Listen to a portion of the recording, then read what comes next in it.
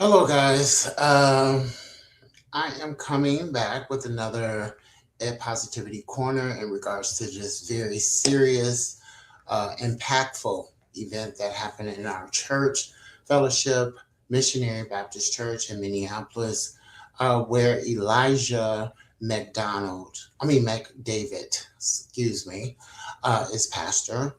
Recently, he ended up in social media, not by his own choice, but uh, other people made a decision to enter into the arena of social media to deal with this serious issue. Um, I just wanted to touch down and um, give some type of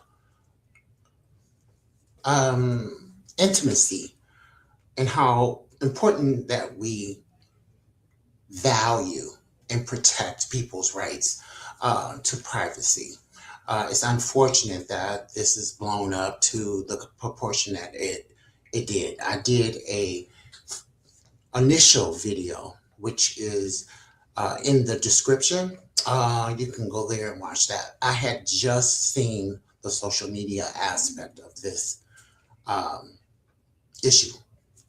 So I just thought after it blowed over and I've come to terms with some of the details, because initially I didn't have any, I just learned that he was getting divorced. I didn't know the story behind it. Neither did I really care about it. I knew it had to be unpleasant to a certain extent because it's a divorce. But I thought I'll come back on and give my reaction and opinion now that it's settled with me. I think it's unfortunate, first and foremost, and I just have my pastor, his wife, and the children, and the church, and the leadership of the church in my prayers. Initially, I said I wouldn't step foot back in that church as long as he was in leadership.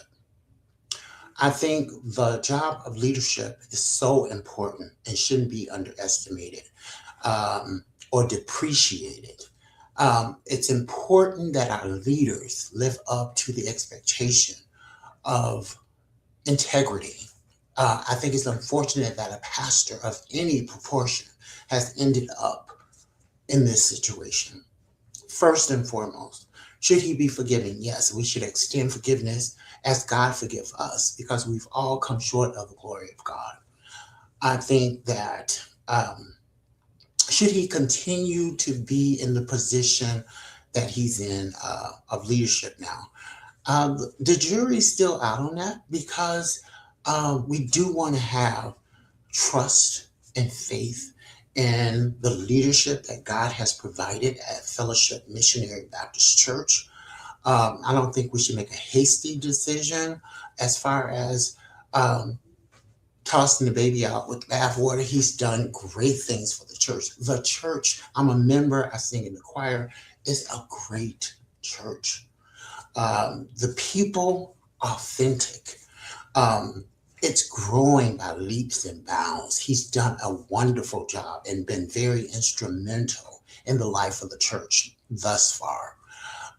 We have people, every service is joining the church. I'm assuming they might have to have a third service. That's just how well the church is doing. The Fellowship Missionary Baptist Church in Minneapolis is great to me. And I've been to a lot of churches in Minneapolis in my 16 years of living here. And this is the first church that has made the mark. Um, I've immersed myself in the culture to a certain extent. I had health problems, had to step back and not be there as much, but I watch it online and stay in tune with the goings on of the church. I think this is a very unfortunate situation. He was a bachelor for most of this story that's being told. So his options, how what somewhat limited because of his position in the church, but single people date, and things are not always pleasant. So we need to Add that to the equation. The fact that he got married. We all make questionable decisions about those who we choose to go into relationship with, and maybe something was just premature, um, wasn't well thought out, because I don't think it should have never got to this level. Uh, and the coverage of this story has moved to all over the United States, the blogs, for heaven's sake. Uh, so I guess if I had an opinion as a member of the church and in the congregation of the pastor, Elijah McDavid, up until this point, I want to say honestly, I think he's done a wonderful job as a pastor. Can he come back from this? Um, the church seems very judgmental. It's going to be interesting to watch how the church process and come to the other side of this. I'm hoping they make the right decision.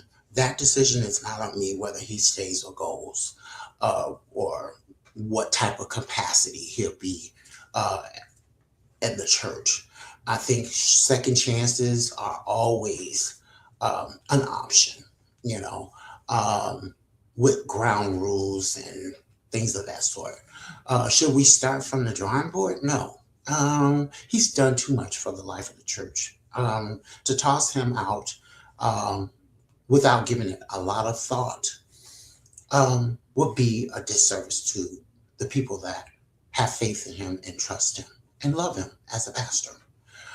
I want to take this opportunity to apologize because I had just got the information and was reacting, as any human would, to what was placed before me in social media. I can't believe the details that were exposed. Um, this is a great pastor, you guys. This is not some run of the mill. On many levels, he's been authentic. Um, he's human. He has flaws. We forget that when we place people on pedestals and we idolize them. We have to always remember that they're human and they're going to make mistakes. This one just happened to be publicized. Should I be doing this? Maybe not. But I think to add a level of humanism to the situation, to give a touch of an up close and personal opinion, that's basically needed at this point because it's been exposed all over social media, has got a hold to it, and everybody's running with their own impression of this situation. But come from somebody that sits, before Elijah David on a regular basis and immersed into the culture of the church to a certain extent. I think it was important that somebody within reason step up and add some flavor and some reason to this situation. Um, I love the church.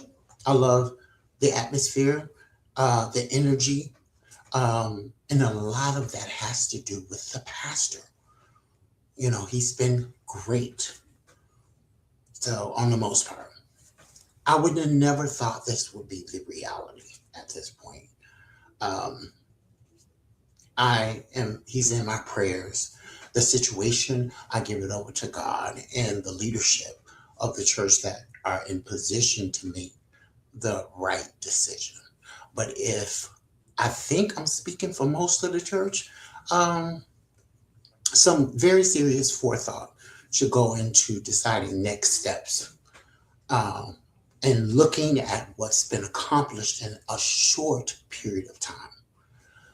So, with that, like, share, and subscribe. We're trying to build a safe space for believers and non-believers alike to discuss where they are in their journey, their spiritual journey, and where they'd like to end up, and help and encourage and support along the way. So that's why we doing this. Everybody's making everything popular and social. So why not make God's name relevant in the work that we do for Christ? Why not make it a social issue? Yeah. So with that, like, share, and subscribe. Ahala.